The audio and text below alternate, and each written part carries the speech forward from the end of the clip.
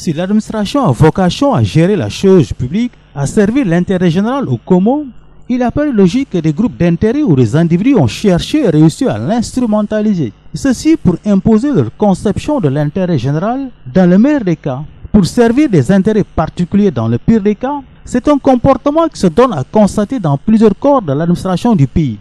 Il a même gangréné les autres pouvoirs et les secteurs censés être apolitiques, la justice, la presse, l'enseignement, les fonctions publiques et locales. Pourtant, la norme tient à ce que les avocats restent dans leur domaine. Autant que les journalistes et les oustas, idem pour les charlatans que l'on invite dans les plateaux, au moins, on doit respecter les citoyens sénégalais.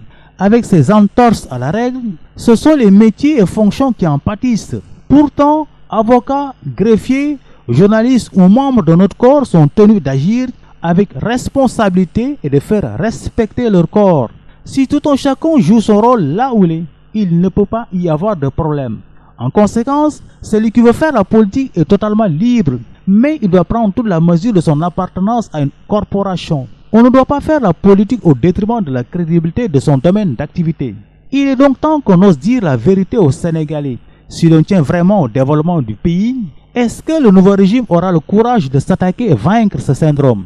C'est à la fois une attente et une priorité, car la politisation de l'administration fait que les activités politiques prennent souvent le pas sur les tâches administratives et les activités socio-économiques. Ayons le courage d'aborder ce problème. Tout est politisé dans ce pays. C'est la triste réalité.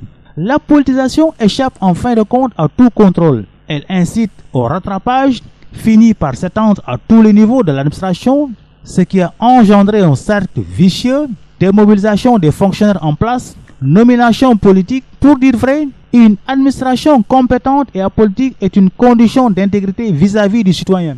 Des motifs partisans ne doivent pas, en principe, interférer dans les décisions de l'administration. Une administration neutre est une nécessité républicaine. Ainsi, il urge fondamentalement de solutionner ce mal persistant qu'est la politisation de l'administration, de la justice et du quatrième pouvoir.